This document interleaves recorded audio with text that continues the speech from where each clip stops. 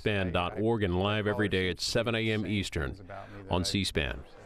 Next on C-SPAN 3, we're live on Capitol Hill, where the House Rules Committee is getting ready to meet for the first time in the 116th Congress to discuss government funding. A new chair, that's Jim McGovern of Massachusetts, and the new ranking Republican will be Tom Cole of Oklahoma. Live coverage here on C-SPAN 3.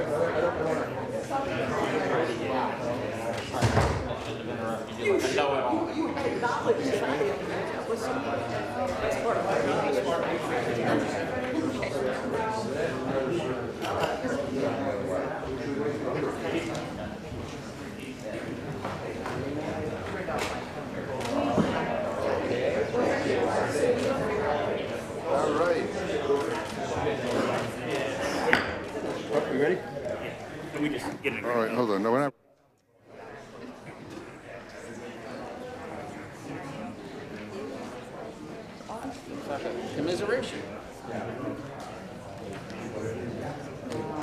All right, the Rules Committee will come to order. Let me welcome everyone to the first Rules Committee of the 116th Congress, and I'm really happy to be here. So, I should tell you about. People have asked me about this gavel here. I noticed a few days ago I didn't have a gavel, and my dad came down to my swearing in. And I said, I don't have a gavel, and he pulled this out of his pocket. My father owns a package store in Worcester, and for those of you who are not from New England, package stores are liquor stores.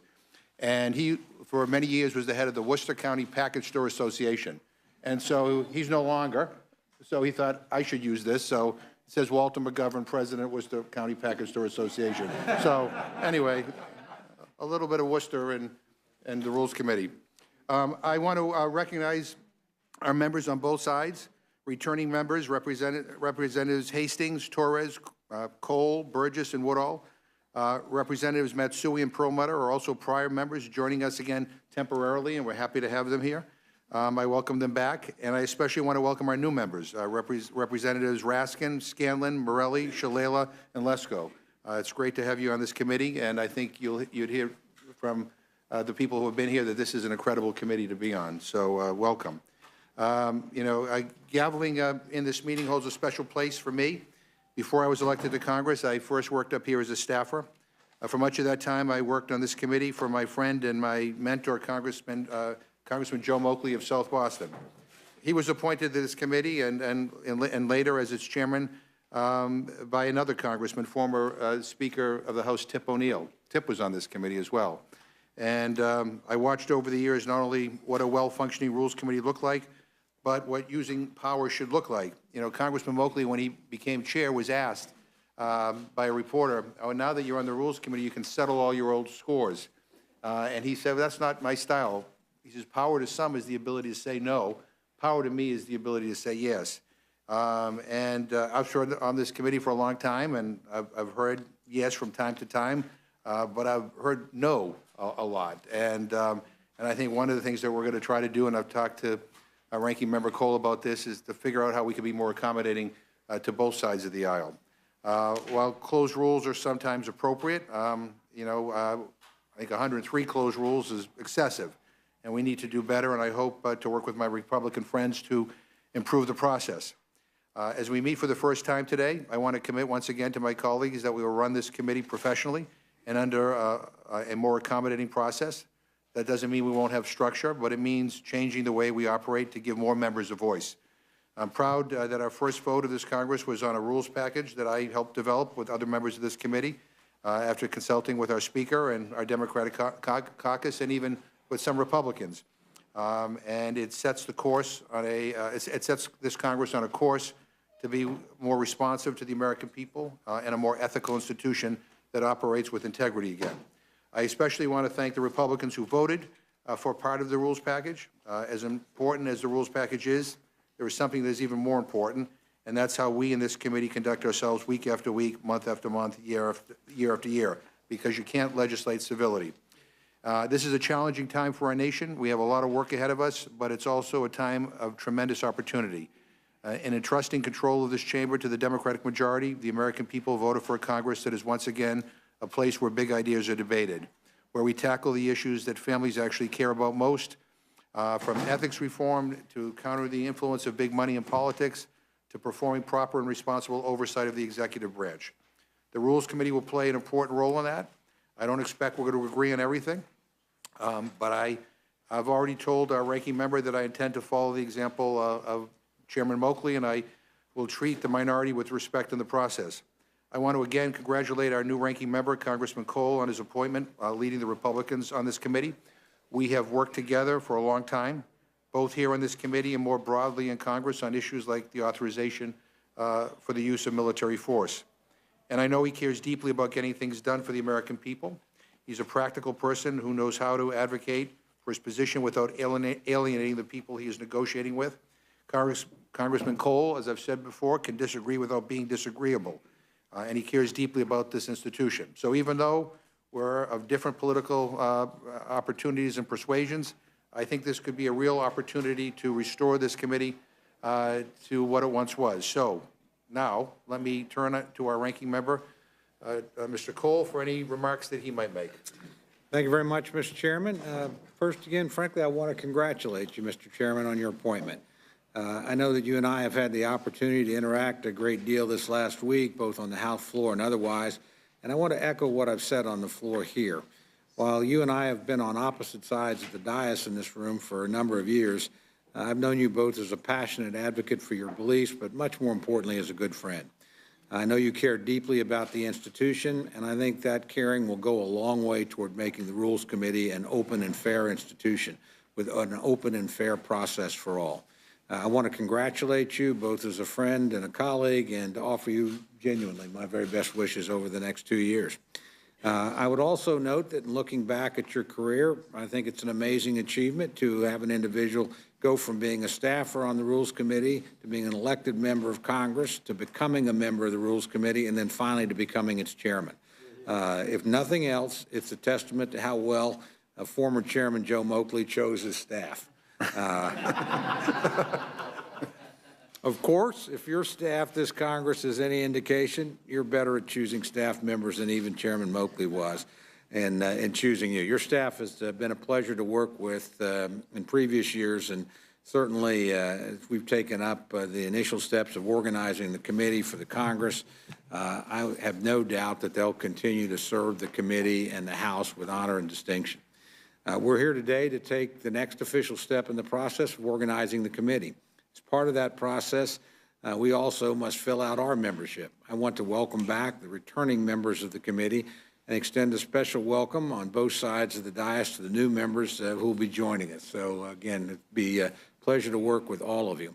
Though the hours here may be long and sometimes irregular, your service on this committee will be rewarding. The House cannot function without this committee. Every piece of legislation that comes to the floor under rule must go through here in some capacity first.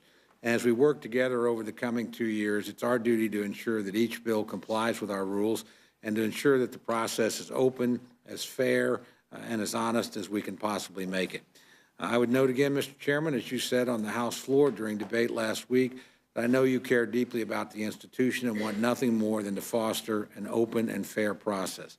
Over the years, you've repeatedly called for more open rules and more debate time. I do hope that the majority will hold to that desire in the coming Congress. Over the last week, you and I have had some in-depth conversations about how we would both like to see the Rules Committee operate over the coming 2 years. And I've been heartened by your stated intention to operate in as inclusive a manner as possible. I've also been heartened to hear from you that you want to respect minority rights and to solicit feedback and input from this side of the dais. I look forward to working with you on those things, as I know do the other members on the Republican side. Finally, Mr. Chairman, I know that each person here, each member on this panel cares deeply about our country. We all care deeply about our districts and our constituents, and we all care deeply about the House as an institution. In the end, we all want what's best for our country, for our constituents, and for all Americans. Mr. Chairman, I genuinely look forward to working with you and the other members of the Rules Committee and our staffs throughout the coming 2 years. Thank you very much. Thank you. And Joe Moakley's looking down on you approvingly right now. So, I mean, Maybe the last time. right. Yeah, when he was ill, he appointed me to this committee. He had me appointed to this committee, and he said, you know, be patient. Don't do anything stupid like run for Senate. You know, good waiters get good tips. And if you're here long enough, someday you might be chairman. And so I'm sure he's very proud looking down on us right now. So the first item on our agenda is the adoption of the rules of the committee. Every member has received a copy of the proposed rules. These proposed rules have not been changed from the 115th Congress committee rules. The majority will offer an amendment to the proposed rules. The text, which you received yesterday, and also have a copy of it at your desk. Likewise, the minority will offer an amendment, and we've all been provided with a copy of that as well.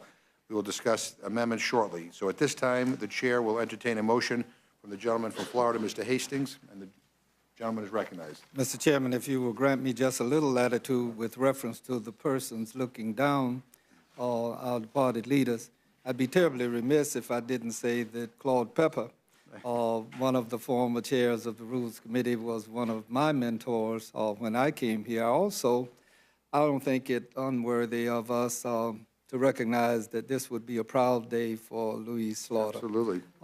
And the extraordinary efforts that she put forward. And as a Democrat, I had the very good fortune to travel perhaps as much with anyone that traveled with him, with former Rules Chair Gerald Solomon. We traversed the world both ways with our attending persons. One final thing before the official duties I'm accorded, Mr. Chairman, is to thank both staffs, as you and our ranking member Cole have done. These young people do an extraordinary job for all of us, and the package that I'm about to move now under the leadership of Don Sisson and the staff, as well as the Republican input, it's a proud moment for me to thank you, Mr. Chairman, move that the committee adopt the committee rules from the 115th Congress for the 116th Congress. A copy of that proposed rule is at the desk for the purpose of amendment. Without objection, the proposed rules will be considered as read and open for amendment at any point. The proposal calls for the adoption of the rules of the 115th Congress as the rules of the 116th Congress. As I mentioned, we want to amend the rules to add an additional subcommittee. This subcommittee will be tasked with studying expedited procedures in law and in the rules of the House. We need a venue to explore whether or not existing expedited procedures are working and how we can improve upon them. This is within the purview of the Rules Committee, and it is vital to the functioning of the House and to our national security. There were many instances in the past Congresses where these procedures failed to produce the intended results. For example, last Congress, Democrats introduced a war powers resolution that would have helped bring an end to the war in Yemen, the worst humanitarian crisis in recent history. It was deprivileged. The Senate passed a similar resolution, but because our expedited procedures don't align with theirs, it was not privileged in the House. House Republican leadership refused to bring it to the floor. So these are matters of life and death, and I hope that we will take this opportunity to take a hard look at our existing rules and statutes to find ways to make them work better for the American people and our values. And at this point, I'd like to yield, before I turn to other minutes, I'd like to recognize the gentleman from Maryland, Mr. Raskin, for the purposes of offering an amendment to the rules. Mr. Chairman, thank you very much. I move that the proposed rules for the committee for the 116th Congress be amended in the form that I have at the desk, designated Amendment Number 1. The amendment would create a third subcommittee, the Subcommittee on Expedited Procedures. As you just observed, Mr. Chairman, there are numerous expedited procedures in House rules and in law, and having a specific place to study, revise, and reform them and to develop best practices with respect to expedited procedures will ensure that the House operates in the most efficient and effective manner possible. So we've heard the amendment from Mr. Raskin. Is there any other discussion? Hearing none, the vote is on the gentleman's amendment. All those in favor signify by saying aye. Aye. All those opposed, no. In the opinion of the chair, the ayes have it. The amendment is agreed to. Are there any other amendments? Mr. Chairman? The gentleman is recognized. Mr. Chairman, I have an amendment to committee rules. My amendment requires that the survey of activities produced pursuant to House rules include a compilation of all known points of order previously disclosed by the committee. While the survey of activities is required under House rules, such a compilation is not. And while this has been the practice and the Republican majority prioritize this, I think it's important to codify this practice to ensure that it continues regardless of who's in charge. It's important that members and the public can easily find this information in a useful form. In fact, I believe the now majority use this information quite often in holding the last Congress accountable on a number of occasions. So for those reasons, I would urge support of the amendment and urge its adoption. So you heard the amendment from Mr. Cole. I support this amendment, and I think it's a good idea to codify this current practice into our rules. And is there any other discussion? Hearing none, the vote is on the gentleman's amendment. All those in favor signify by saying aye. Aye. All those opposed, no. In the opinion of the chair, the ayes have it. The amendment is agreed to. Are there any other amendments or discussion at this time?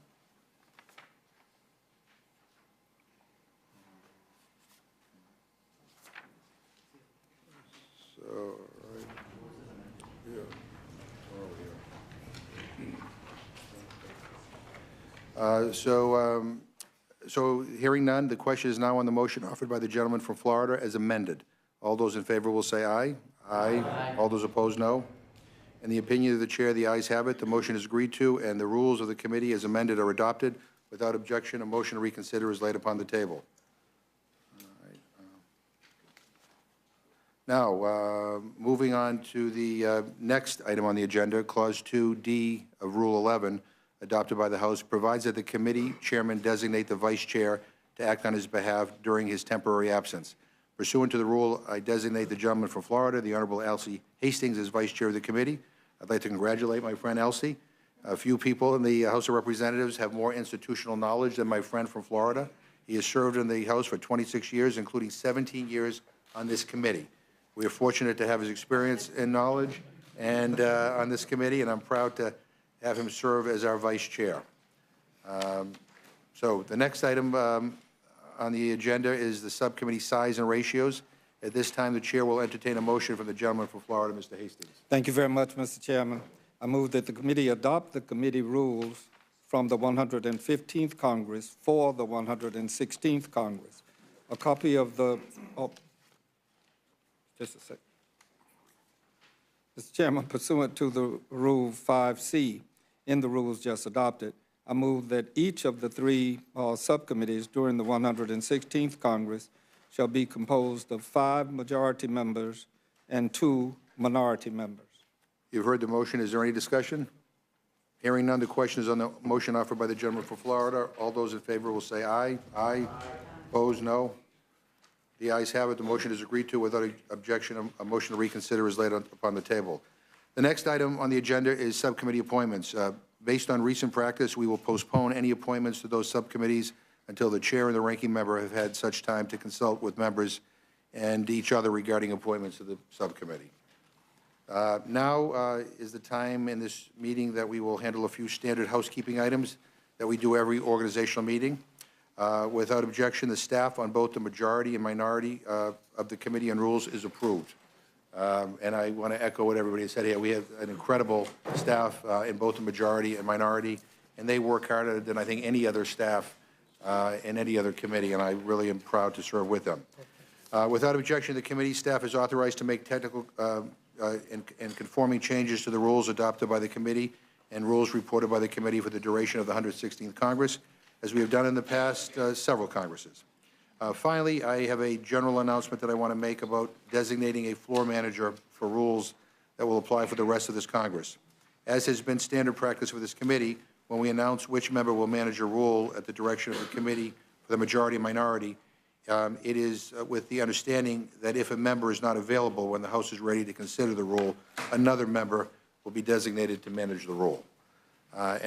Before adjourning the meeting, I would like to recognize the gentleman from New York, Mr. Morelli, who would like to say a few words about our former colleague, Louis Slaughter, who we all miss. The gentleman is recognized. Thank you, Mr. Chairman. First of all, let me also join in the congratulations to you on the chairmanship, and thank you for your support for those of us who are new to the committee. I consider generally bad form to speak at a first meeting that you're invited to, but I would be remiss if I didn't just take a moment to acknowledge the extraordinary career of Louise Slaughter. She was a friend of mine for nearly 40 years and encouraged many people to get into government and politics back in Rochester, New York, where we hail from. But she could not have been prouder than she was of her role here on this committee. And I know that she served with distinction, was named its chair in 2007, served as chair for 4 years, and then continued until we lost her as the ranking member. So I know our community has a long history with this committee, has great respect for it, but I just wanted to take a moment to acknowledge her incredible service to this country, to my community, and I think it will always give me a great deal of comfort to know she's looking down upon us. She'll be watching you, right? She's watching over me. That's correct. Thank you, Mr. Chairman. We all miss Louise, and we all appreciate her incredible service to our country. So that concludes the organization of the Committee on Rules, and without objection, the committee will adjourn our organizational meeting. We will now send the official meeting notice for the appropriations bills, and we'll begin our meeting on that package. So before we continue with consideration of the appropriations bills in front of us, I would like to have a discussion about reducing our committee's paper waste. For today's meeting, we have provided each of you with your own copies of the bills and amendments being considered. Moving forward, I would like to reduce that number by half, with 2 members sharing a hard copy of the bill and amendment text. This is not meant as a way to hide information from anyone, but rather an effort to be mindful about the amount of paper that we use and to save some more trees. However, I want this to be a collaborative decision, so I would like to hear from anyone that has a strong objections to that. Nobody. Good. That's great. Mr. Chairman? Mr. Hastings. I don't have an objection, but looking forward, this is 2019, and as many of you know, I at one point was the president of the Parliamentary Assembly of the Organization for Security and Cooperation in Europe, and I'm fond of saying if you can say that, you ought to be the president of that organization. But while I was president, I traveled to 56 of the 57 countries, and in more than half of them, they were already using computerized access for all of their membership in their respective parliaments. In addition, I visited several of the organizations that did have rules committees, and all of them had computers. While I'm not the most computer literate person here, I do believe looking forward we ought to be considering that. I'm in full support of your amendment with reference to paper waste, but let's go all the way. Yeah, and I think as we move forward, we can consult with the minority about what everybody feels comfortable with, and I think, you know, but if we can reduce the paperwork somewhat, right, that's all good. Yes, sir. All right, so the Rules Committee is going to come to order again, and let me just begin by saying I was hoping to start the first meeting of the Rules Committee talking about the future, but instead we're dealing with the past. And we're, quite frankly, kind of cleaning up a mess that was created by the previous majority. And they enabled the president's shutdown by refusing to take up the Senate-passed bills to reopen this government. Instead, they passed a bill with money for a border wall that had no chance of passing the Senate. So I was on the floor multiple times pleading with the majority in the waning days of the last Congress to let us consider the bipartisan spending bills, and they refused. But it's a new Congress and a new majority, and one that will act responsibly to end this Trump shutdown. This president's temper tantrum over this stupid wall should never have led to any part of this government being closed for business, and certainly not agencies like the Agriculture Department or the Department of Housing and Urban Development, which are totally unrelated to border security. Food access for nearly 40 million Americans shouldn't be at risk. FHA's ability to help families achieve the dream of home ownership shouldn't be at risk. The safety of Americans visiting our national parks shouldn't be at risk. And I can go on and on and on. So we are here to do the responsible thing, to take up a series of 4 appropriation bills that recently passed the Senate. The Agriculture, Transportation, Housing and Urban Development, Financial Services, General Government, and Interior Environment appropriations bills. This president may be totally comfortable keeping this government closed for years, as he suggested recently at a press conference, but Democrats are not.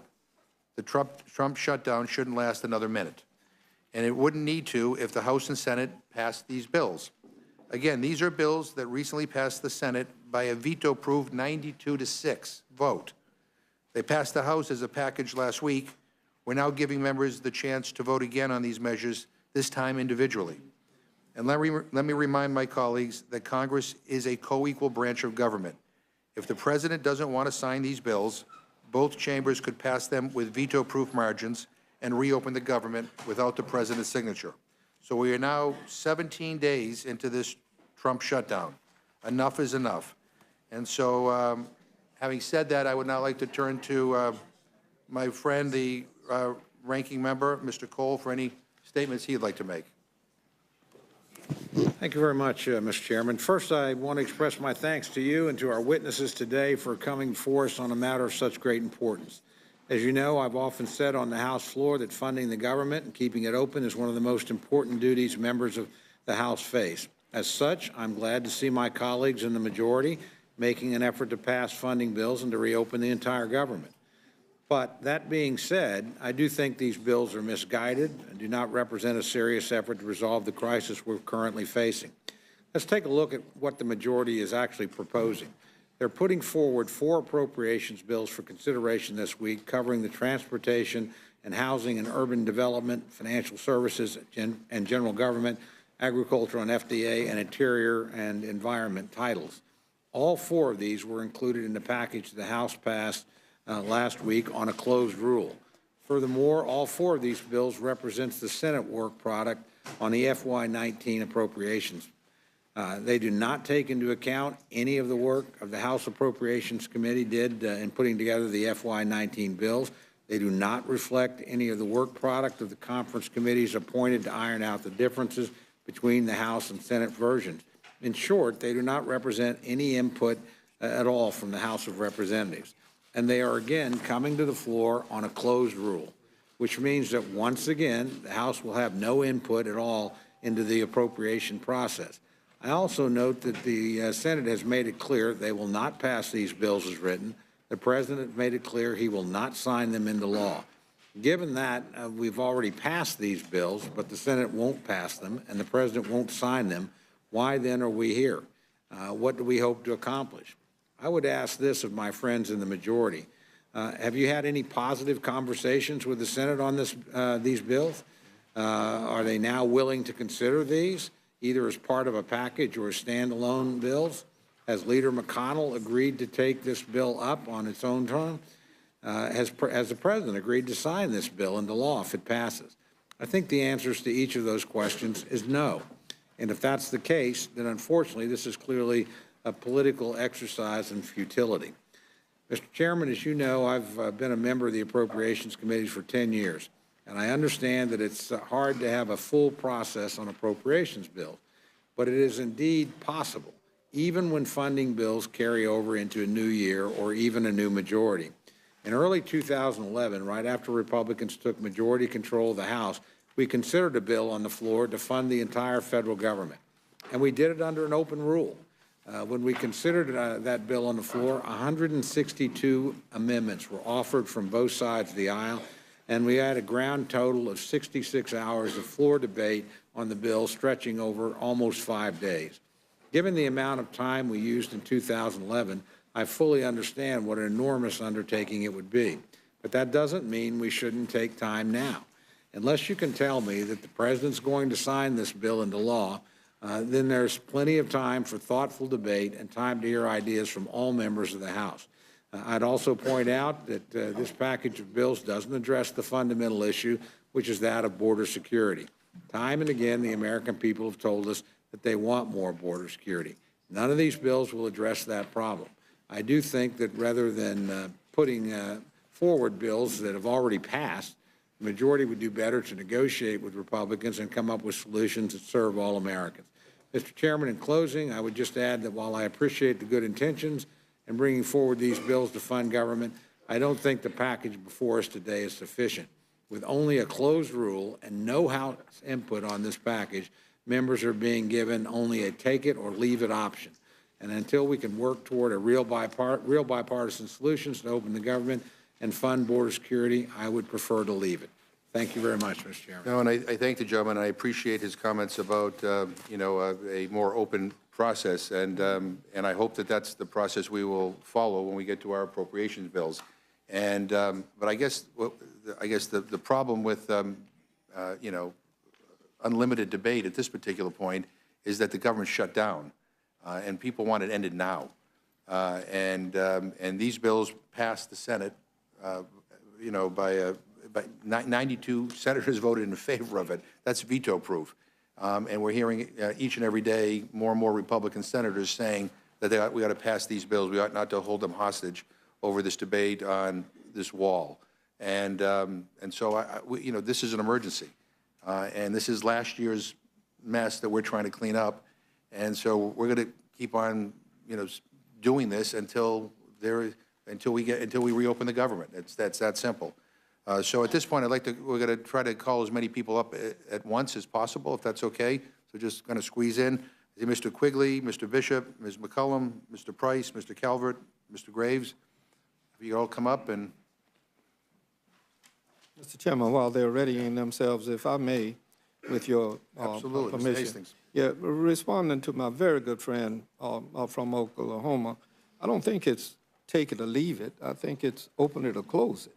And the fact that we asked the question whether or not the president is going to sign these measures if they were to come to his desk.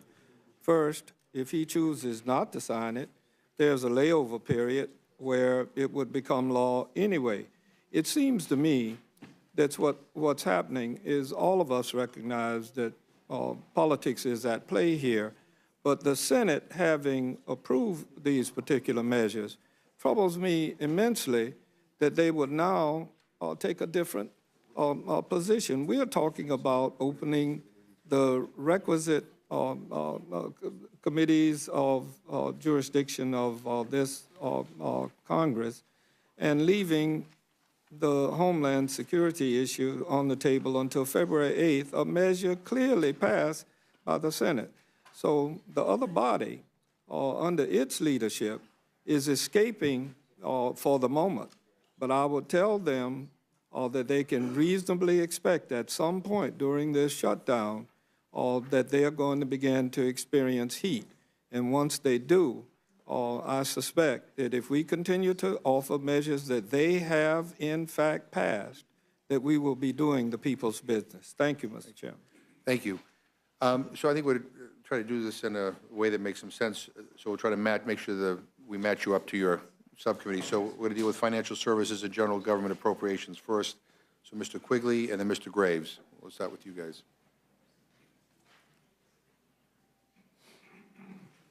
Thank you, Mr. Chairman. I thank the ranking member, Mr. Cole. I appreciate serving with you on the Appropriations Committee, and I appreciate the opportunity to testify in support of the rule for the fiscal 2019 Financial Services and General Government Appropriations Bill. Mr. Chairman, congratulations. Your comments I have to mention. You talked about someone saying that you became chairman. Someone asked if it was an opportunity to settle scores. It reminded me of practicing in Cook County when an extraordinarily bad judge was appointed to the appellate court. Someone cynically said, you now have the opportunity to reverse all your bad decisions. The fiscal year 2019 FSGG appropriations bill that you consider today was developed by Chairman Langford and approved on the floor of the Senate by an overwhelming partisan vote of 92-6, bipartisan vote. This bill provides $23.688 billion in total discretionary resources, an increase of $265 million over the fiscal year 2018 level. This bill is fiscally responsible and makes hard choices among competing priorities. The bill rejects the President's proposed elimination of the Community Development Financial Institution Fund and cuts to the Small Business Administration, which provide necessary resources to spur economic growth, particularly in underserved communities. But most importantly, Mr. Chairman, this bill will reopen the Department of the Treasury, including the IRS, the Security and Exchange Commission, Small Business Administration, and multiple other agencies that have a direct impact on the lives and livelihoods of American families, businesses, and communities. By passing this bill, we were able to get more than 100,000 federal employees back to work and receiving a paycheck. As far as the substantive terms, the bill includes $12.7 billion for the Department of Treasury, including $11.6 billion for the IRS, to support its base operations implementation of FY17 tax legislation. It also includes an increase of $17.2 million above the FY 2018 enacted level for efforts to combat money laundering and terrorism financing.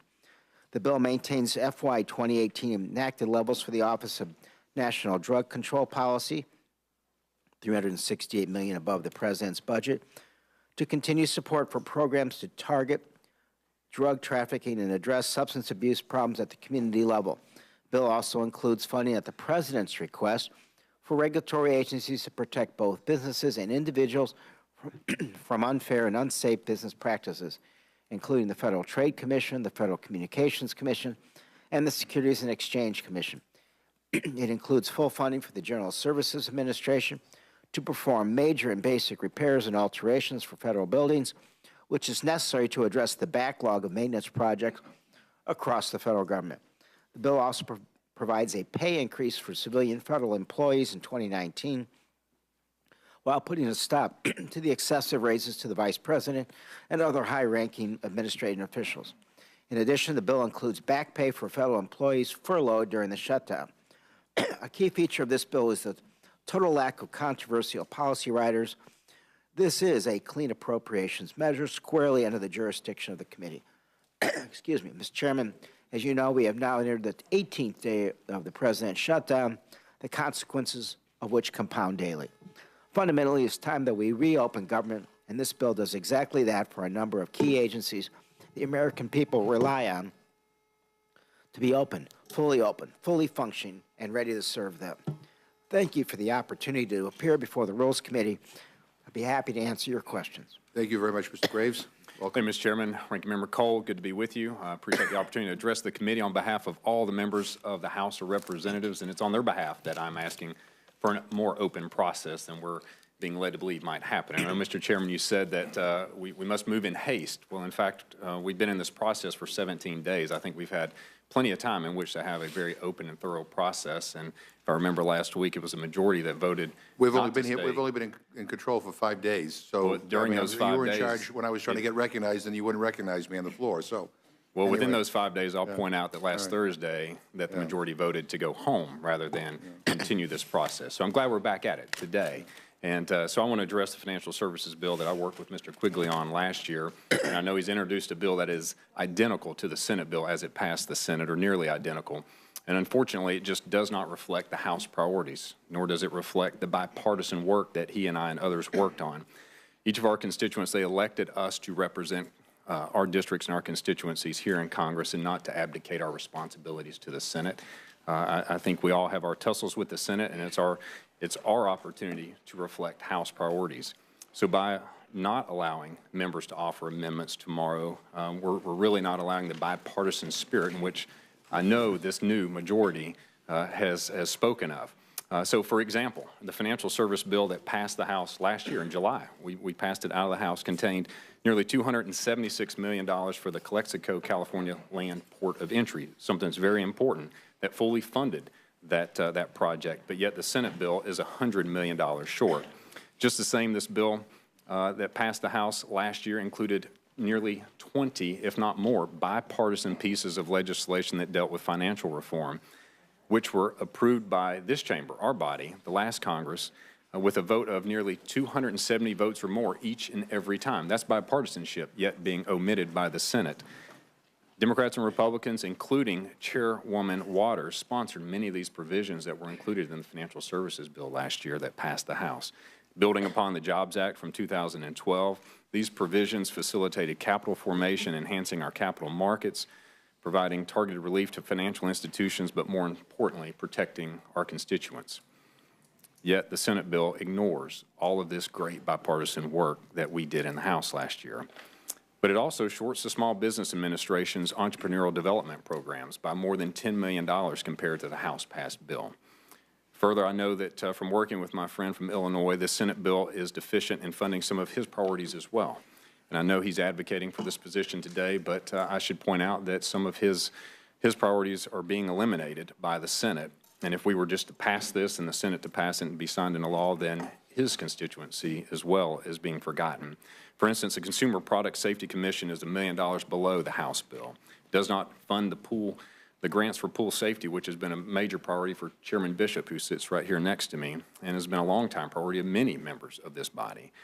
Finally, the National Defense Authorization Act created a new structure for the Treasury Department's Committee on Foreign Investments in the United States.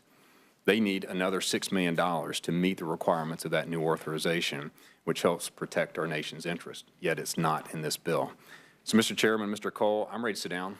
I'm ready to work together, as we did last year. And might I point out to this committee, and I know Chairman here from Illinois agrees with me, that we actually had a bipartisan agreement prior to the end of the fiscal year last year. It was negotiated. It can be done. But by simply ignoring the will and the voice of the House, both Republicans and Democrats, I don't think we're doing our constituents any service at all. With that, Mr. Chairman, I'd be happy to take any questions. No, and I appreciate your comments, and believe me, there are a lot of things in these appropriations bills that are not there that I would like to see there. But this represented a compromise. And by the way, I mean, this is last year's work.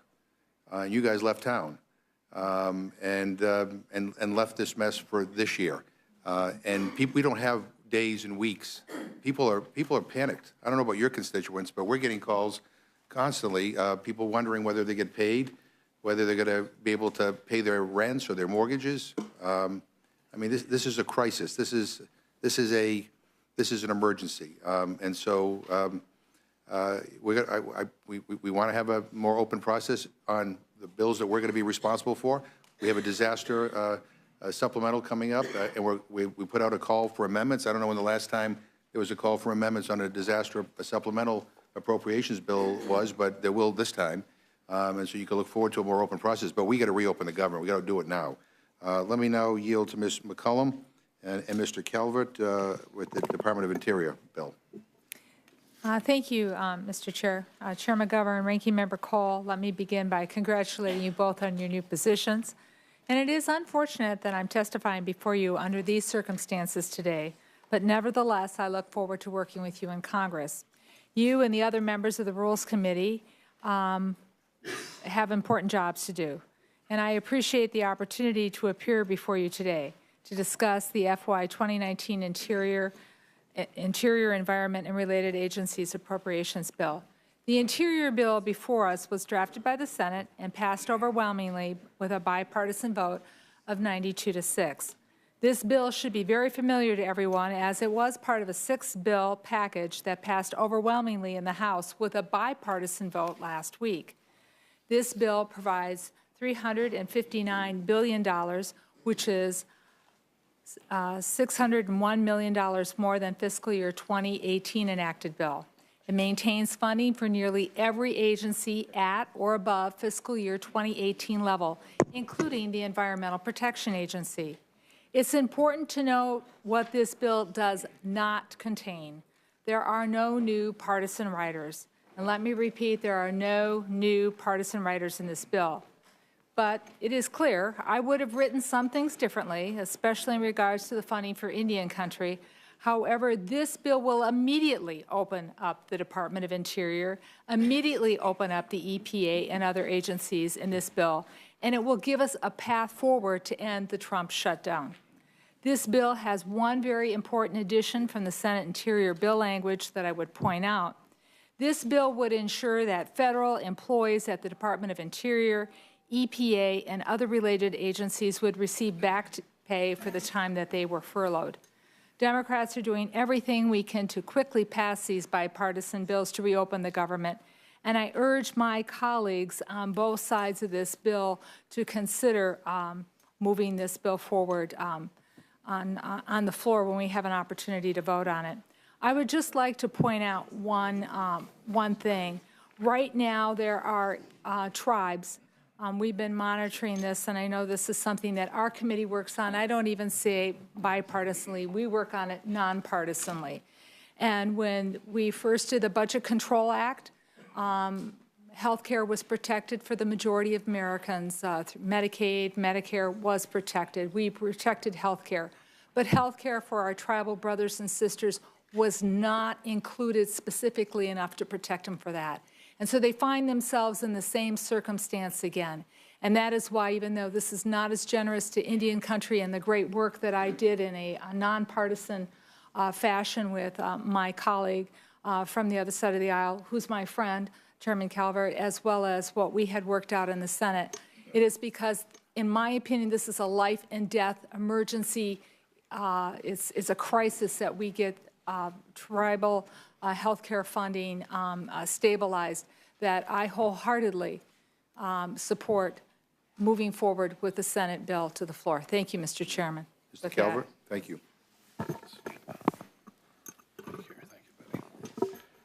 Mr. Chairman, Ranking Member Cole, I'm here today to respectfully recommend an open rule for consideration the Senate proposal for funding the Department of Interior, Environment Protection Agency, and related agencies for the remainder of fiscal year 2019.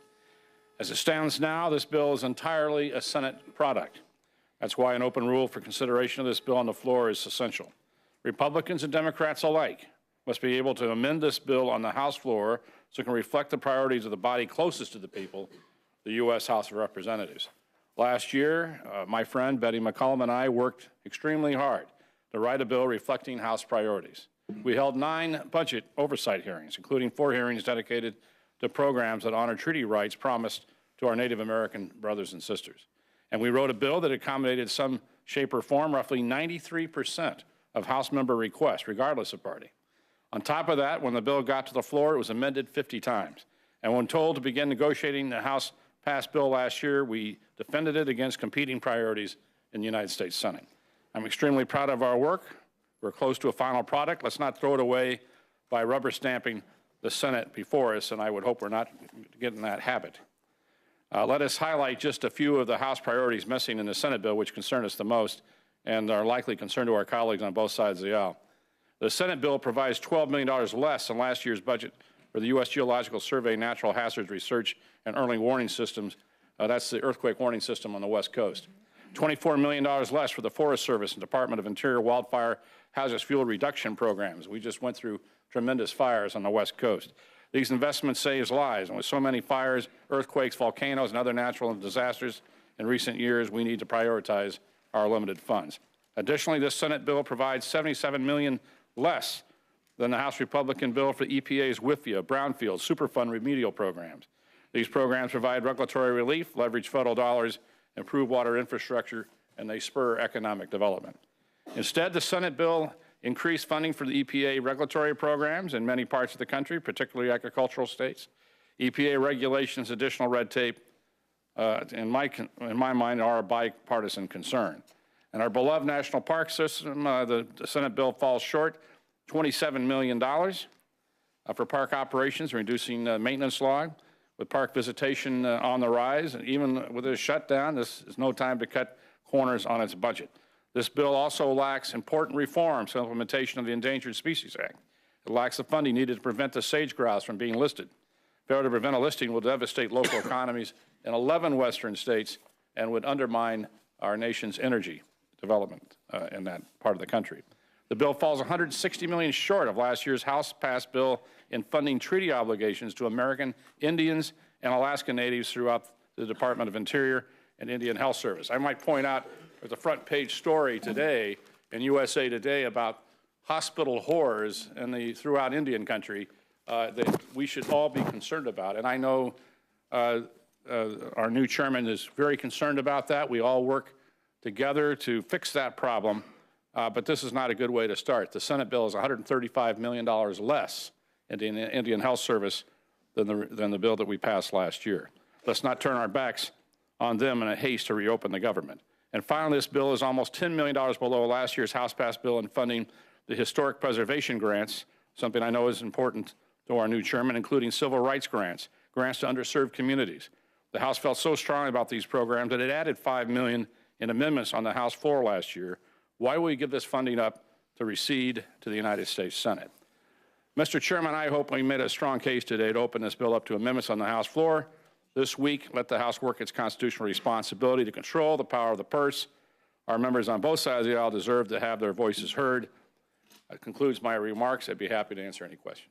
Thank you very much. Now we're going to hear from Mr. Bishop and Mr. Adderholt on agriculture. So you just come up.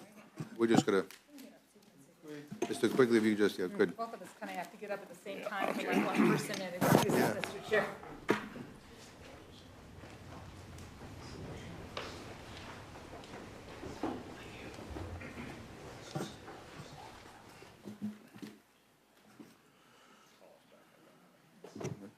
Thank you, Mr. Chairman, and congratulations to you and to Ranking Member Cole.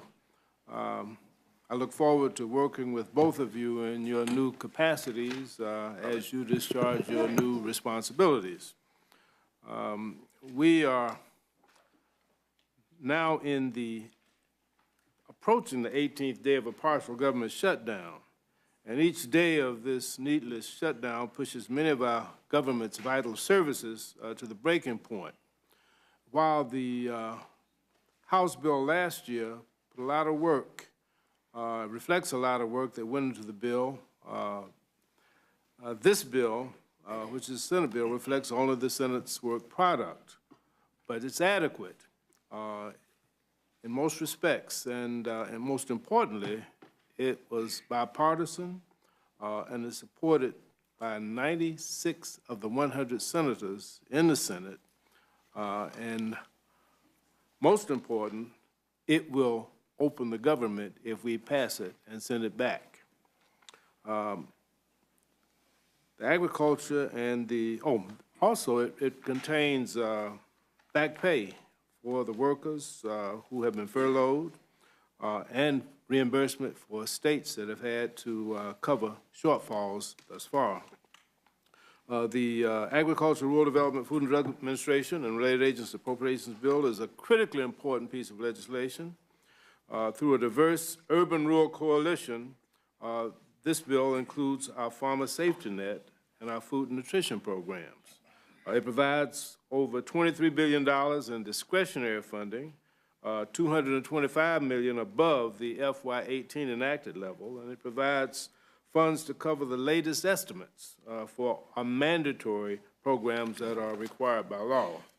It provides $2.73 billion for ag research, which is an increase of $114 million from FY18, and it's not as much as the House bill would have proposed last year, but these increases will ensure that American agriculture remains unparalleled in the world.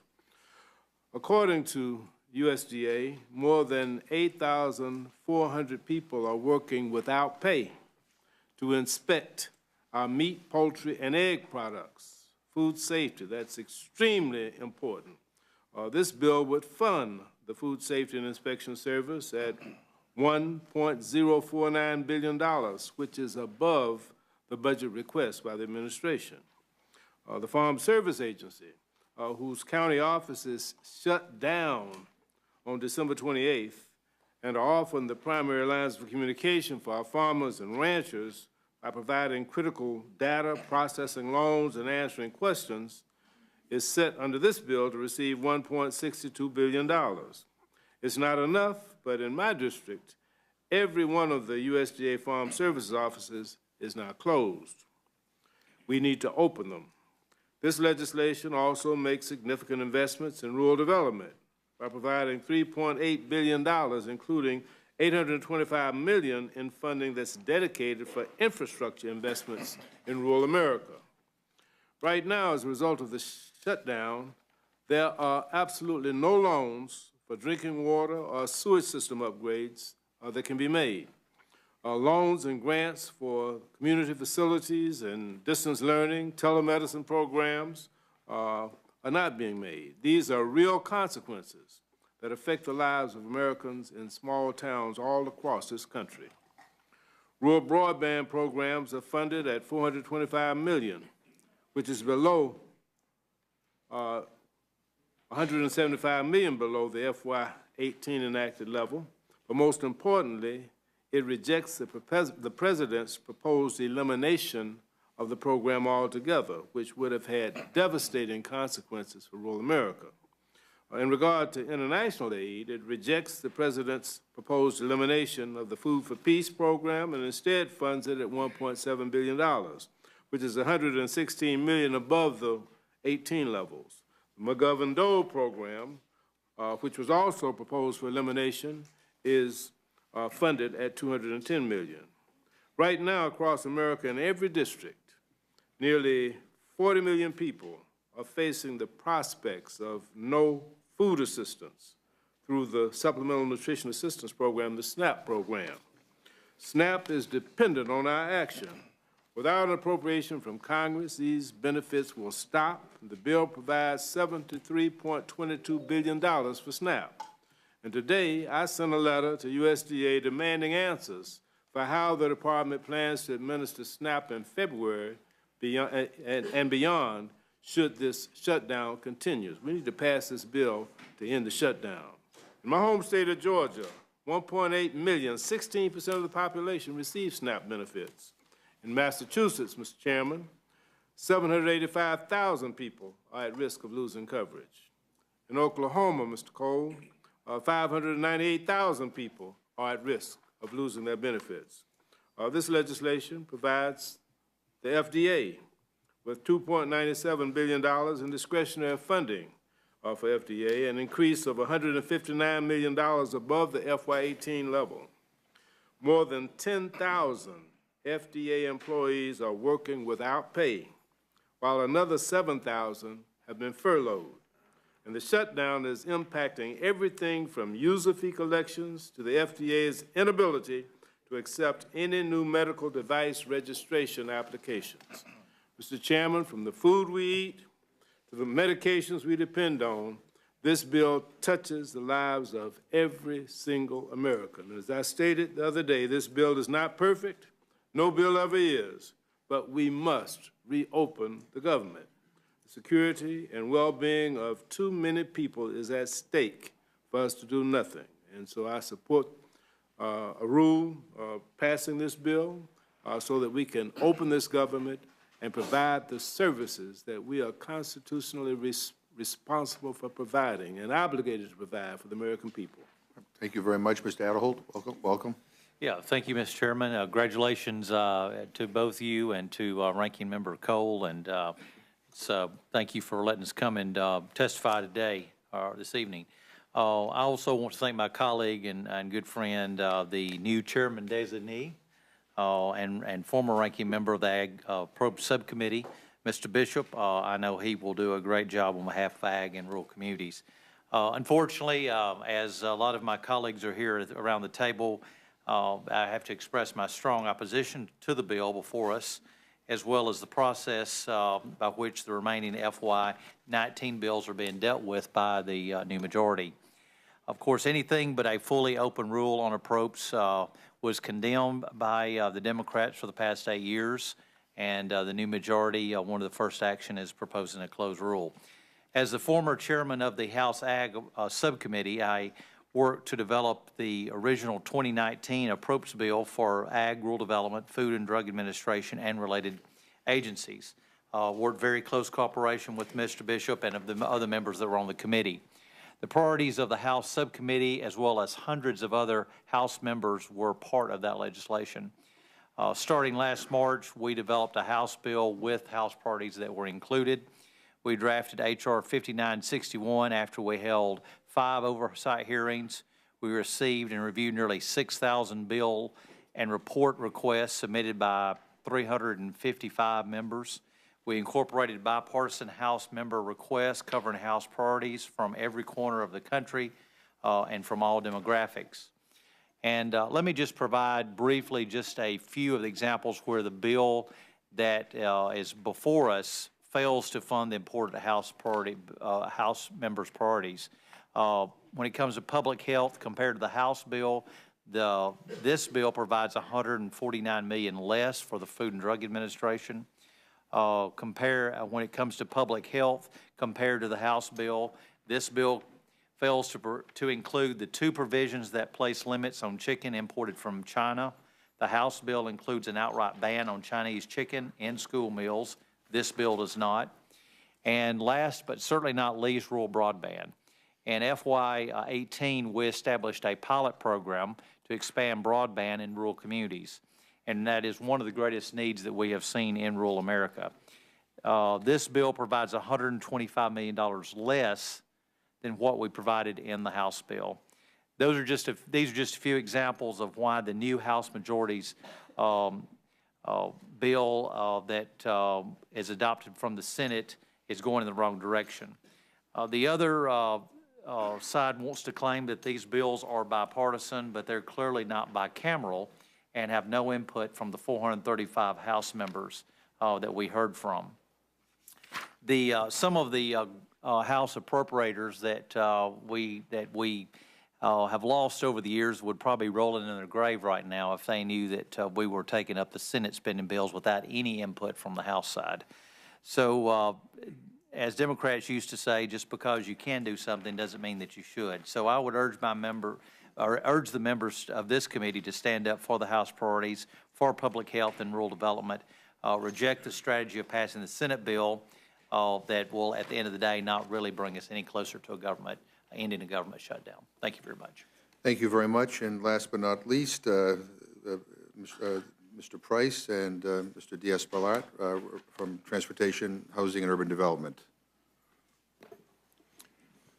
Thank you, Mr. Chairman, Ranking Member Cole, other members of the Rules Committee. It's a pleasure to appear before you and to testify about H.R. 267, legislation to reopen and responsibly fund the Departments of Transportation and Housing and Urban Development.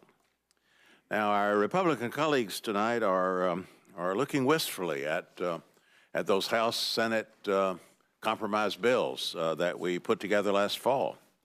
The equivalent of conference agreements, we negotiated them last year. We're being asked, don't we prefer those bills? Well, of course we do.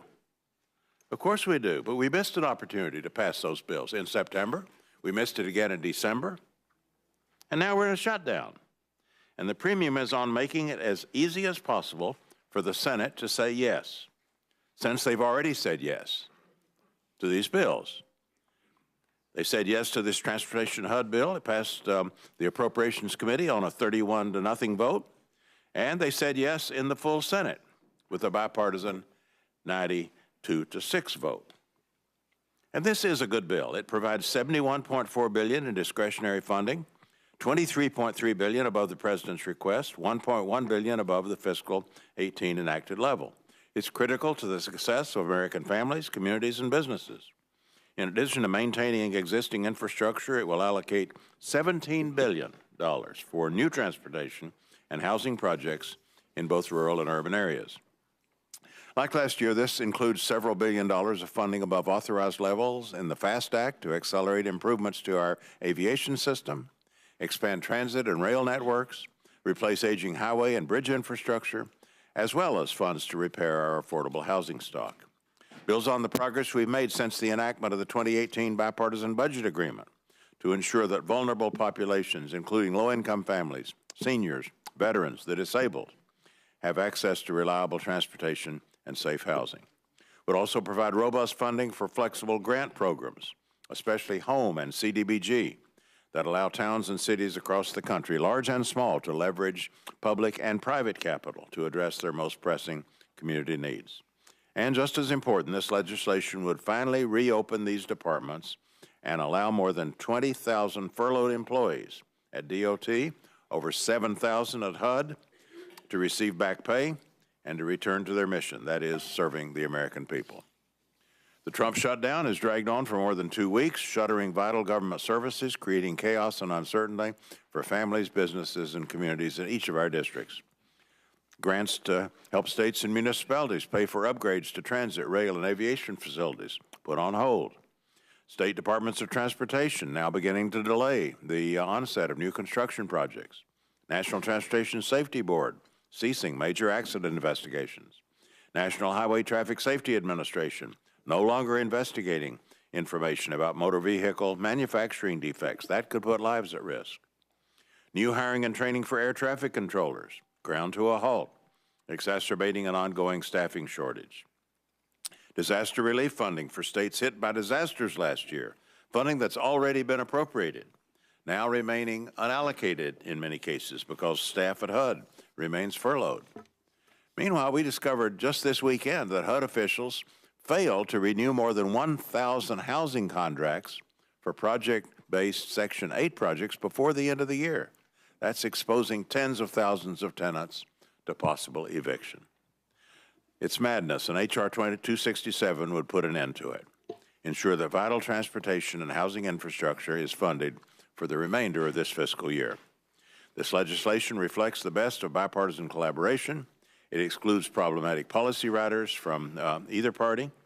So I urge colleagues to support this bipartisan common sense approach to reopen the government without further delay, and would be happy to respond to any questions from the committee. Thank you. Thank you. Mr. Diaz-Balart.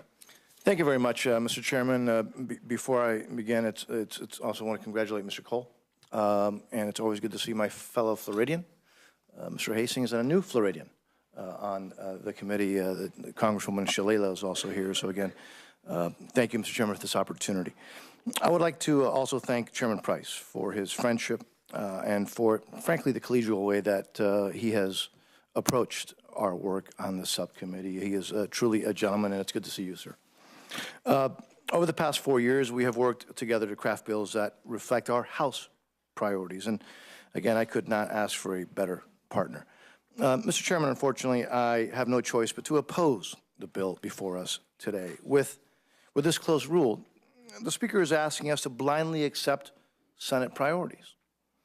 And really while turning our backs on the priorities of this body, of the members of the House. Mr. Chairman, we worked through the summer and fall in a bipartisan, bicameral way to come to a negotiated agreement. And you're right, we weren't able to get that across the line, but we still have an opportunity to hopefully do that. And that agreement protects the priorities of our members, of the members of the House. The bill before you today is frankly an affront to that process of compromise and of cooperation. This bill rejects a year's worth of bipartisan work with Chairman Price and his staff, by the way, to advance House priorities to build our nation's infrastructure and to restore our communities and to help the most vulnerable in our community. Last year, we worked across the aisle to include in our bill over 80% of member requests for transportation and housing. This bill disregards and totally just throws those requests and that work, helping our members, House members, throws that away. These are requests that you and other members of this body made on behalf of your constituents. So let me just, if I may, Mr. Chairman, throw out a couple of examples where my colleagues, and frankly, even my Democratic colleagues, where our Democratic colleagues are asking us to just kind of shortchange or toss all the work that has been done on the House proposal. So compared to the House position, this bill provides less. It really shortchanges the ports in our country, highways. We've talked so much about this is infrastructure being such a priority. This bill is an infrastructure priority, and yet compared to the House bill, this shortchanges our highways and also our air traffic control system. And for housing programs, again, compared to the House bill, this bill means less funding for people with disabilities, including our veterans, less for the neighborhood rehabilitation program, and cuts to housing for people in poverty and who are living with HIV and AIDS, something that's obviously a big concern to so many members, but particularly those of us that, for example, live in southern Florida. This bill also, Mr. Chairman, drops hundreds of bipartisan accountability provisions that we included in our report. And instead, this bill would give, frankly, a free hand to a number of bureaucrats. And on top of all that, this bill would not get us any closer to reopening the federal government. I've heard so much about how we got to open the government. I totally agree. But I fear that this bill will not do that. The Senate has no plans to take up this legislation, and the President, frankly, wouldn't sign it anyways if it reached his desk. So I fear that this is therefore an effort in futility. If we want to open up, and I think I've heard so much, and I clearly want to open up the federal government. This will not do that. This is just going to be another week of actually spinning our wheels and not reopening the federal government. I'm hoping I'm wrong, but we'll know at the end of this week. So I urge members to stand up for our House priorities, get things moving in the right direction, and respectfully reject this rule. Mr. Chairman, by the way, I have an amendment before you, and I can either speak on it now or whenever you'd like to. I'll take questions, whatever you'd like. Speak on it now. Thank you, Mr. Chairman. So I'm requesting that, that at least one of my amendments to the full appropriations bill before you be made in order, Mr. Chairman. And that the committee provide all the waivers necessary to consider the amendment. The amendment will finally provide legal status to Dreamers, and to those TPS recipients who will soon lose their status. You know, these are issues that so many of us have spoken about in a bipartisan way. Well, here we have an opportunity to do that with this amendment. It would also then provide $5.7 billion for the president that the president has requested for border security. In other words, we protect the Dreamers, we deal with the DACA folks in exchange for the 5.7. I think, by the way, this is good policy, Mr. Chairman. I think this would receive strong bipartisan support. And on top of that, I think this really is the way to move forward to get out of the shutdown. So again, Mr. Chairman, that's what it does, and I appreciate it. I'll take any questions. Thank you very much. Yeah, well, thank you very much, and I appreciate your suggestion. And as the gentleman knows, that even if we had a wide open rule, that amendment would be legislating on an appropriations bill, and it would not be made in order. And I just want to say too. I mean, look at I think everybody on this side of the aisle wants to help the Dreamers and wants to help the TPS recipients, and we've been fighting for that, as you know, constantly when you guys were in charge, to no avail. But I got to tell you, it really frustrates me that they're used as political pawns. I mean, these are human beings. These are, in the case of the TPS recipients, many of them have been here for 20 years. They've obeyed our laws. They have to register and go through background checks. They've raised families. They have businesses. They pay taxes. I mean, these are good people, and we should celebrate them. And instead, they've been just told that by the president they're not welcome, and now we're told they could be a political pawn. We can maybe trade them for a wall, or we could trade them for something else. The same thing with these DACA recipients. I mean, we ought to help these people because it's the right thing to do, and we're going to move on that, and that is a priority. I just want to say one other thing too, and I have great respect for all my colleagues here, Democrats and Republicans. But to my Republican friends, I'm a little bit alarmed by your lack of urgency.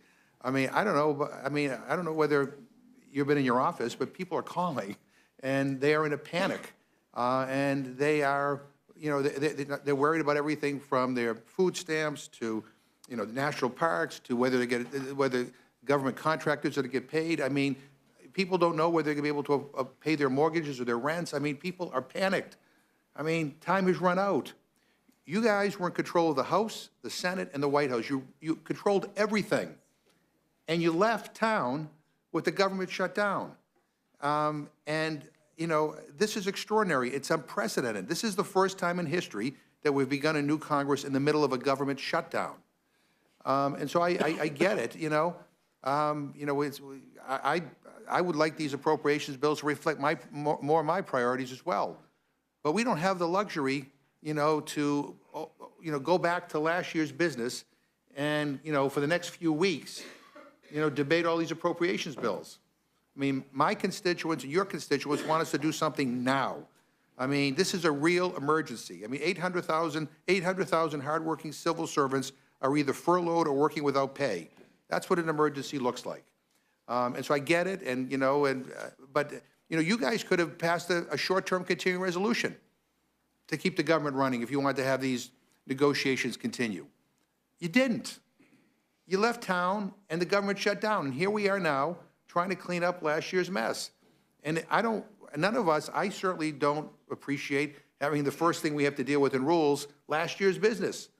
But I don't, but we are where we are, and, we need to clean up last year's mess now before it does any more damage and get people back to work, and then move on to our priorities, where hopefully we will be working in a more bipartisan way, not only on appropriations, but on a whole bunch of other stuff. So I don't have any questions because we already know what's in these bills, and we voted on these bills already before.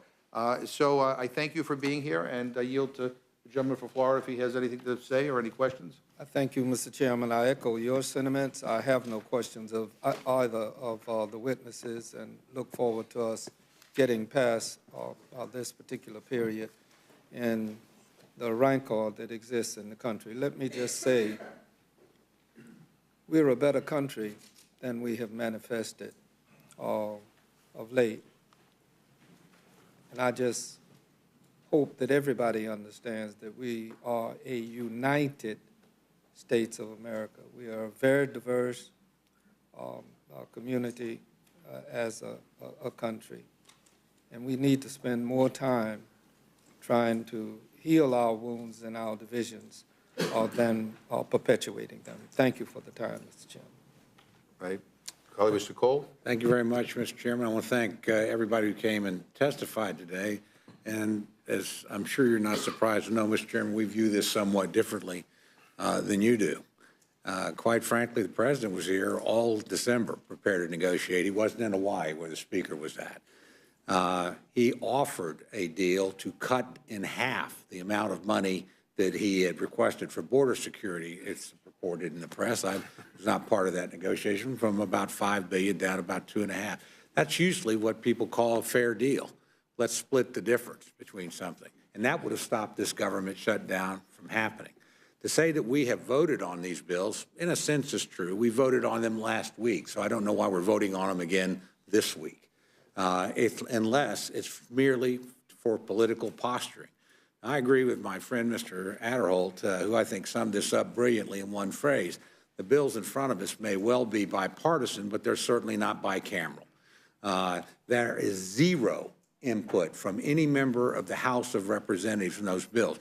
My friend, Mr. Calvert, my good friend, Chairwoman McCollum, worked really hard in Interior. And my friend had the numbers exactly right on the Indian health care. If you care about Indian health care, you'd want to vote for the House bill. And that bill, as I recall, I was part of the larger conference on a bundle of bills, had been fully written out. Why in the world didn't the Democrats simply take where we had agreements with the Senate? You don't have to go back to the Senate bill. You literally had written out bills that could have been this today that would have represented House products. I would suggest the only reason it's not is because they somehow think that's going to be more embarrassing to the Senate. If that's the attitude in approaching a negotiation, you don't have a negotiation. And this is not going to move us one step closer to a resolution. I would suggest a lesson here for both sides, and I would direct it at my side as well. When you're dealing with something in domestic politics, if you're trying to achieve absolute victory, you're almost always going to fail because it leaves you a divided country and it leaves you an embittered electorate. When somebody offers to split the difference on something, as the President did, that probably should have been done. When we've got products that have been negotiated out and have been compromises, and where, frankly, the priorities of 435 of our members are represented, other than just 100 United States senators, you're in a lot better shape. So I don't have a lot of questions here, although I'm not ever going to simply allow the United States Senate to dictate what the House of Representatives does in terms of funding. This is the most egregious surrender of House prerogatives and funding power that probably any speaker has ever done. We'll just throw away everything we've done for a year, and we'll take whatever the United States Senate managed to agree on itself and send that to the President. And we're going to do that knowing that it's not likely to get picked up by the Senate, and it's certainly not going to be signed by the President. So I would suggest that all those people that want to talk about negotiation actually start negotiating, actually go to meetings and send people that are empowered to make decisions, and look at something that's reasonable, a $2.5 billion reduction in what was a pretty modest request to begin with at $5 billion is, hey, that's a pretty good deal. That could have saved us all this trouble. Instead, I think we had people that wanted to fight a political war to the end, and the American people are paying for it. And frankly, I think that includes people probably on both sides of the aisle, but it certainly includes, the principles that were charged to negotiate a deal. So why we are doing this again, we did it last week. It's still sitting over there. in the United States Senate. If they want to take them up, they can do it. But I suspect badgering them is not the way to get there. That's just my personal view. Again, I had a whole series of questions. I'm not going to belabor them because I could literally sit here and ask each member what was better about the bill that they had designed and written themselves, and they could each give me an answer about an hour long why what the House did was better. And and to say that we didn't get our work done, well, in a sense, that's true, although I will say in defense of the committee, that was the best record of getting appropriations bills on time in full in 22 years. This process would be a lot worse if we hadn't got the Labor H bill and the defense bill and a number of other bills across the line. So in terms of the record, frankly, it'll be interesting to see whether or not this Congress can pass 75% of government funding by September 30th. I hope it can, and I will actually work with you. But I don't think this exercise is going to move us to where I know you want to go and I know where I want to go, which is getting the government reopened. It's going to make everybody more bitter. It's going to make them more entrenched. It's not moving us in the right way. And I would suggest, too, doing it under rule is very much at odds with the manner in which the new majority said it wanted to operate. This is not the way to begin. This is a closed rule on a multi-billion-dollar, hundreds and hundreds of billion dollars of spending with no House member, majority or minority, liberal or conservative, having any impact whatsoever on a vast portion of federal spending. So I regret this egregious surrender of institutional power and authority. I think it's a bad example that will come back to haunt us because it'll be cited again. And I don't think, with all due respect to all concerned, that it offers any prospect of a negotiated settlement that reopens the government. So we can go through this exercise. We'll have a lot of fun on the floor, and we'll throw darts back and forth, and we can get a lot of speakers lined up. But nothing in this bill will move us toward a solution. With that, Mr. Chairman, I thank you very much. And let me just, I agree with you. I wish we weren't in this mess that we're in. I think this is an unfortunate mess. And I think and I have nothing but the highest respect for the appropriators, both Democrats and Republicans, because I know how they work, how hard they work, and how they work oftentimes in a very bipartisan way. But I will repeat what I've said. I mean, I think we are at the point now where this is an emergency. And it is adversely impacting everyday people in this country, and we got to do something. If I may, Mr. Yeah, absolutely. Just a quick response.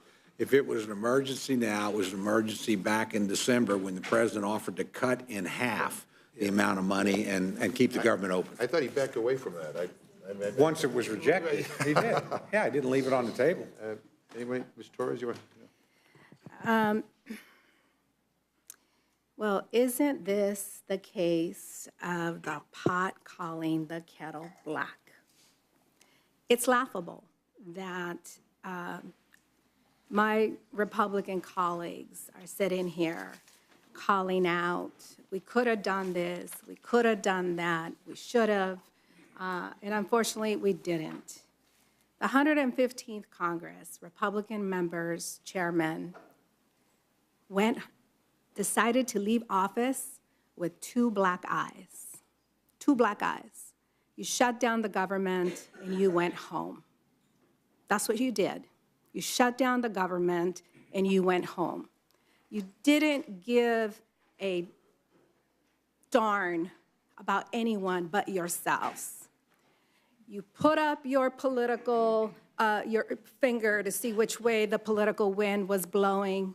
You lost the election, you lost the majority, and you decided to do nothing. Nothing for the 800,000 people that are out of work. Well, let me tell you something. Last week, the day after we got sworn in, I went to my mailbox here to clean it out in my apartment here in Washington. And you know what I pulled out of there? A rent increase. Almost $100 rent increase I pulled out of there. And my heart sunk thinking about those federal workers who also received a rent increase. But guess what? They haven't received a paycheck because of you. They haven't received a paycheck because you failed them. And now you're going to be failing your own constituents, continuing to fail them. You had an opportunity in September. You had an opportunity in December. You had an opportunity during the lame duck session. You chose to go home and do nothing. Do nothing. And now you sit here and complain. Well, I have many ideas on how we could have improved all of these bills too. But guess what? We didn't have an opportunity to debate any of that because you chose to not put up these bills for a vote. That was your choice. So unless you're willing to actually vote on something and put your name behind something, and I want to thank my colleague here. At least he had the courage to sign the discharge petition to help protect dreamers. At least you did that. So thank you for doing that. But you know what? We were missing one more signature. One additional member with a backbone could have helped us bring some relief to DACA. But we couldn't find that among the members that left. So I am sorry that we are where we are today. We also had an opportunity to open up the government while we continue to negotiate until February. We chose not to go down that route either. Well, what is it going to take? What is it going to take to get us to open up the government, the federal government? That is our primary responsibility.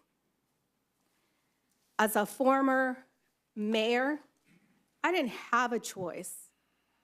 I was bound to pass a budget on time, dependent on the federal government.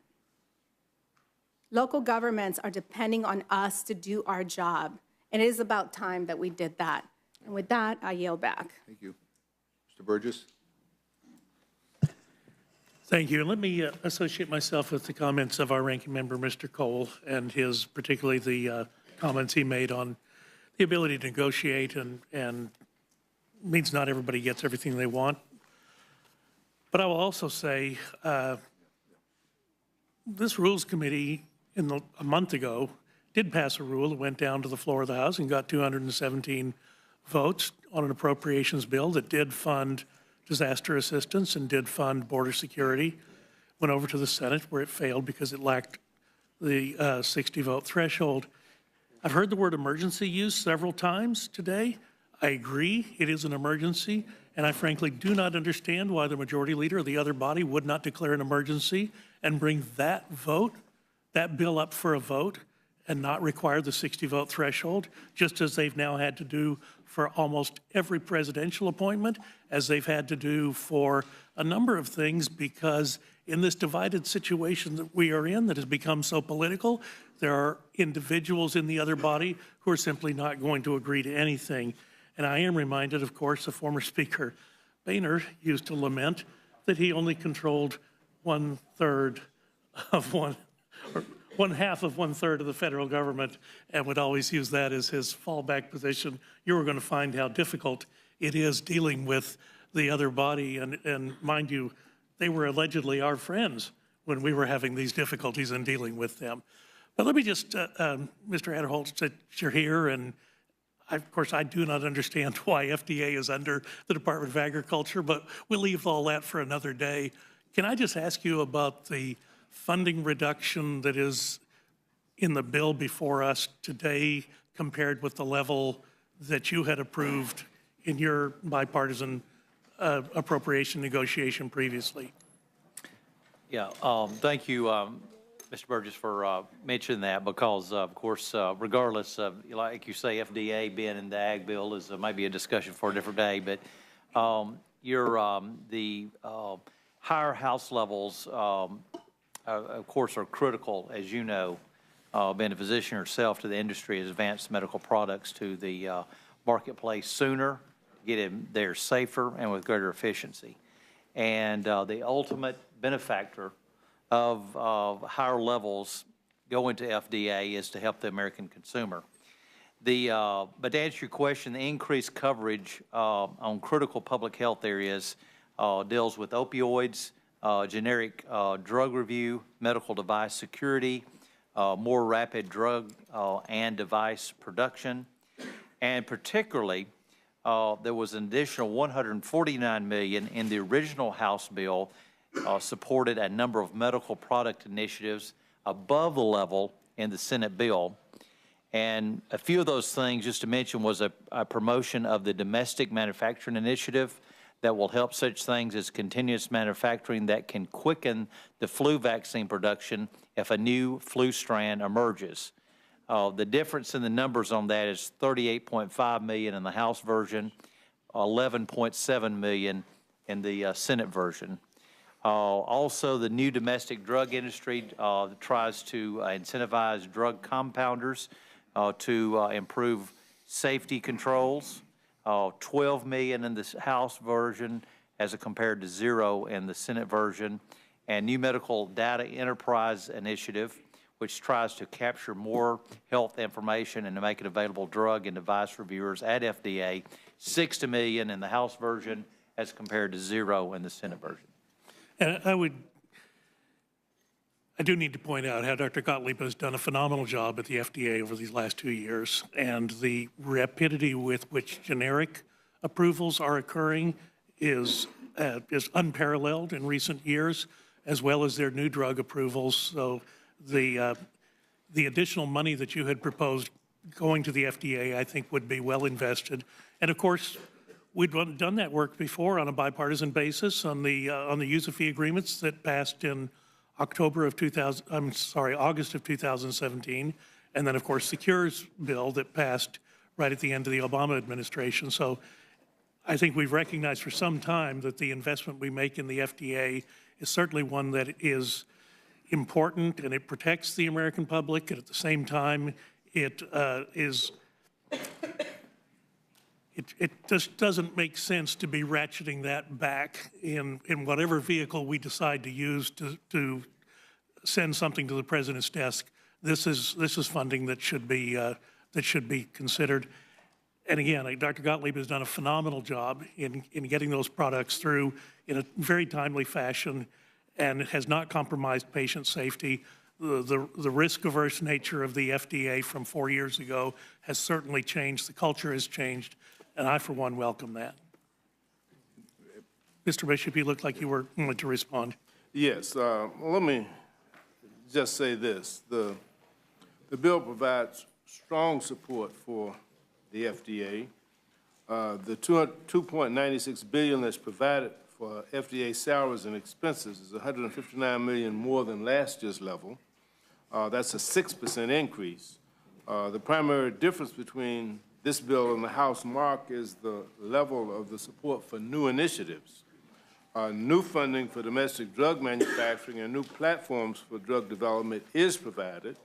The House bill provides the full requested amount for most of the administration's new proposals, whereas this bill is a compromise.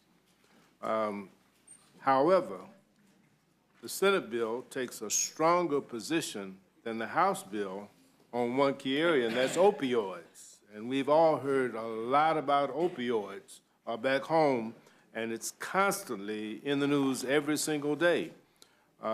This bill provides $59 million in new funding for opioid prevention activities, which is $29 million more than the House bill did. Sustained funding to combat the opioid epidemic and targeted funding increases to ongoing FDA operations allows for a flexible approach to the many public health issues that are facing the nation. So while this bill is not perfect, and it perhaps would have had some areas funded more to the liking of many of us in the House, on the other hand, it does provide some stronger funding in areas that we all support, like opioid prevention. So, you know, if we could have gone to conference and had regular order, we probably would have been able to resolve this. But we weren't, and we are where we are, and we need to open the government. Again, I would submit if reclaiming my time, if the Senate Majority Leader had suspended the 60-vote requirement, perhaps we could have gone to conference. We have heard the word emergency used several times this evening. I agree that an emergency situation does exist, And I think we're going to hear the President address that this evening. And I, for one, am looking forward to what he has to say. Thank you, Mr. Chairman. I'll yield back. So a vote has been called. I don't want to, does anyone on our side have any additional questions or comments? Ms. Lesko, do you want to welcome your Yes, first thank rules you, meeting? Thank you, Mr. Hope Chairman. you're not reconsidering. I'll try to be quick. I do have a couple questions. One actually about to Mr. Calvert, if he's still here. Arizona water issues are very important. And I think in part of your testimony, you said because we're adopting this bill, you had worked with the Senate to try to get in more money for water infrastructure. And so I was wondering if you could tell me what the shortfalls are if we pass this bill instead of what you had already negotiated on water issues. Thank you. One of the issues that we have a new program called WIFIA. It's a water infrastructure financing program, and the Senate cut it back $14 million. It sounds like a small amount of money, but because it's used to offset the bonding authority, it actually equates to $3.6 billion in spending for infrastructure. That equates to tens of thousands of jobs, but also infrastructure that's necessary throughout the United States in aging water infrastructure and new water infrastructure like you're talking about in Arizona.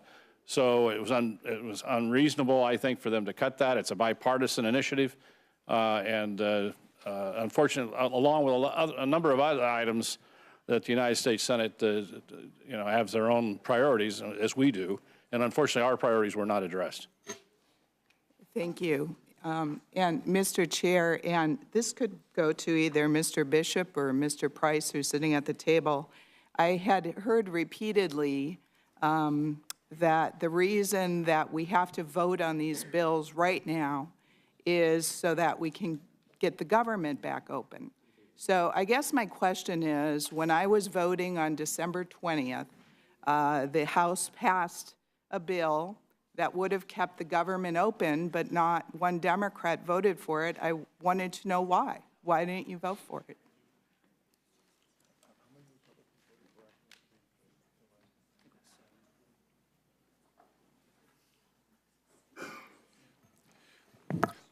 Before they answer, I can say that on the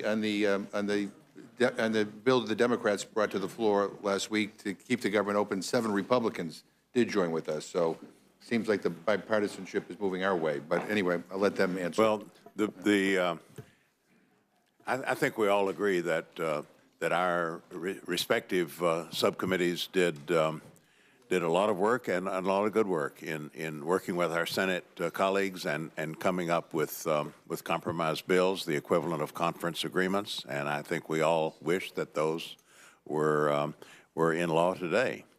But the bill that the then majority put up in the lame duck session went beyond those bills, as you very well know, and included very controversial funding for a border wall that really the president had sprung on us very late in the season, and that was highly controversial, and so it shouldn't surprise anyone that was viewed as a political ploy and as something designed to let Republicans show support for the president, perhaps, but that wasn't really a serious. Really wasn't a serious opportunity for the two parties to get together on these bills that we had agreed on. We had a chance to do that in September. We had a chance to do it in December. The 4 bills we're talking about here today were part of a minibus. I honestly believe if we had been here one more week in the fall, we would have had these bills on ice, and that would have been a good thing. But we went home to campaign, and we didn't get it done. But the bill that the majority put on the floor in December was not the amalgam of these bills. It was, as you well know, a bill mainly about the border wall.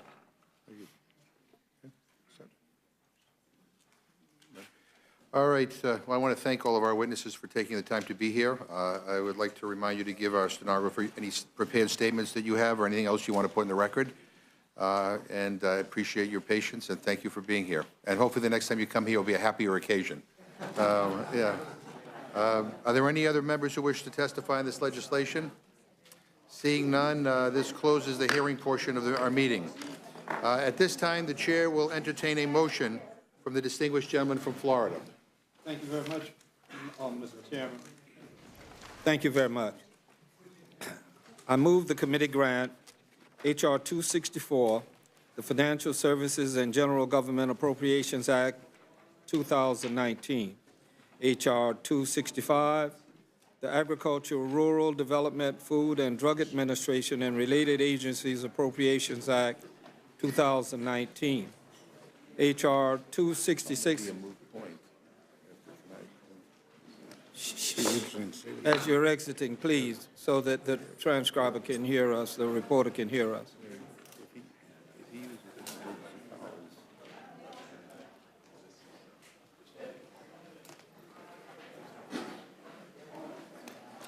H.R. 266, the Department of the Interior, Environment and Related Agencies Appropriations Act of 2019, and H.R. 267, the Department of Transportation, Housing and Urban Development and Related Agencies Appropriations Act 2019, each a closed rule.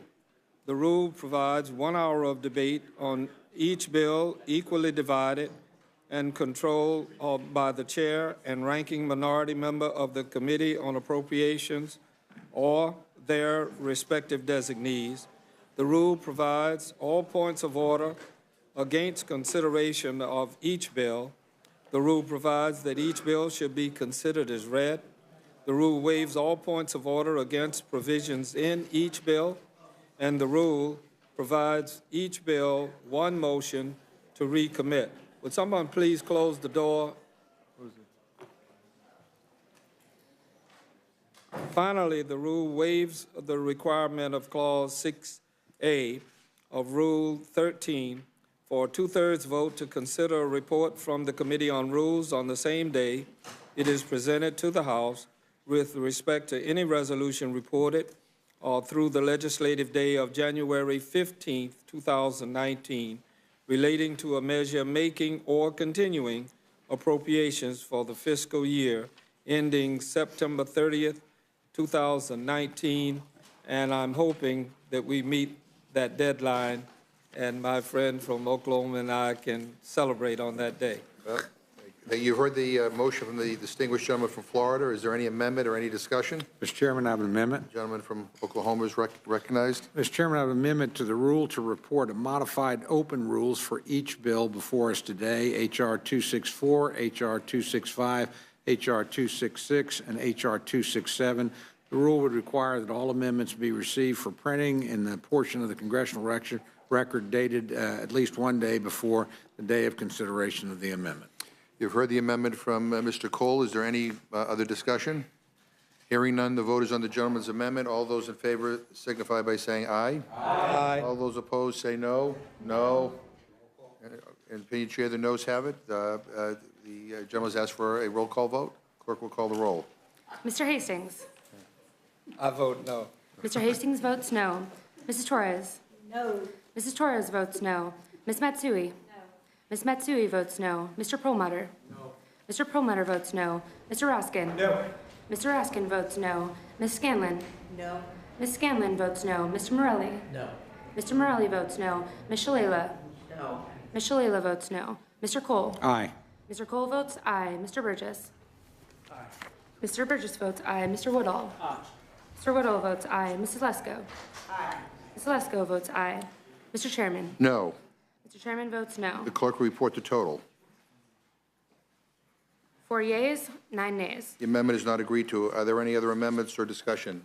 Gentleman from Oklahoma. Thank you very much, Mr. Chairman. I have an amendment to the rule. I move that the committee amend the rule in order to make an order and provide the appropriate waivers for H.R. 264 for amendment number 1 offered by Representative Palmer, amendment 2 offered by Representative Palmer, amendment 3 offered by Representative Davidson, and amendment 4 offered by Representative Diaz-Balart. make an order and provide the appropriate waivers for H.R. 265 for Amendment Number 1 offered by Representative Newhouse, Amendment Number 2 offered by Representative Newhouse, and Amendment Number 3 offered by Representative Diaz-Balart. Make an order and provide the appropriate waivers for H.R. 266 for Amendment Number 1 offered by Representative Newhouse, Amendment Number 2 offered by Representative Davidson, and Amendment Number 3 offered by Representative Diaz-Balart. And finally, make an order and provide the appropriate waivers to H.R. 267 for Amendment Number 1 offered by Representative Buck and Amendment Number 2 by Representative Diaz-Balart. Appreciate it. And as the gentleman knows, many of these are legislating on appropriations matters. But having said that, I would recommend a no. You've heard the gentleman's amendment. Any other discussion? If not, all those in favor vote aye. Aye. All those opposed vote no. No. The opinion of the chair, the noes have it. Clerk will call the roll. Mr. Hastings? I vote no. Mr. Hastings votes no. Mrs. Torres? No. Mrs. Torres votes no. Ms. Matsui? No. Ms. Matsui votes no. Mr. Perlmutter? No. Mr. Perlmutter votes no. Mr. Raskin? No. Mr. Raskin votes no. Ms. Scanlon? No. Ms. Scanlon votes no. Mr. Morelli? No. Mr. Morelli votes no. Ms. Shalala? No. Ms. Shalala votes no. Mr. Cole? Aye. Mr. Cole votes aye. Mr. Woodall? Aye. Mr. Woodall votes aye. Mr. Burgess? Aye. Mr. Burgess votes aye. Mrs. Lesko? Aye. Mrs. Lesko votes aye. Mr. Chairman? No. Mr. Chairman votes no. Clerk will report the total. Getting used to this majority. 4 yeas, 9 nays. The amendment is not agreed to. Are there any other amendments or discussion?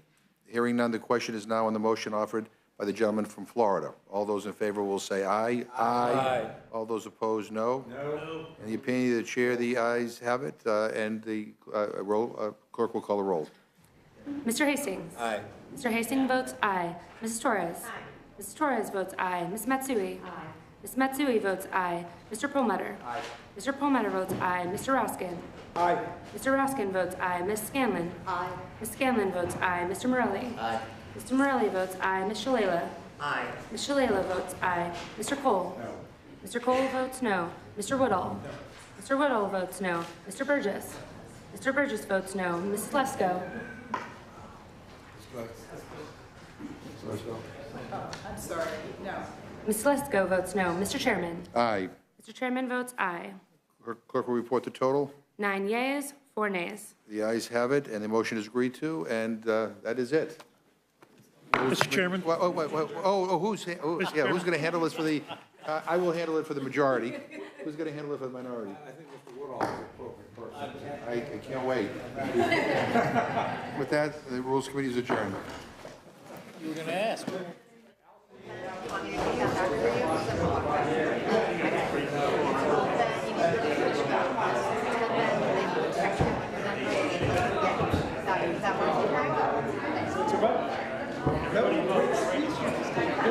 You really spanked it hard.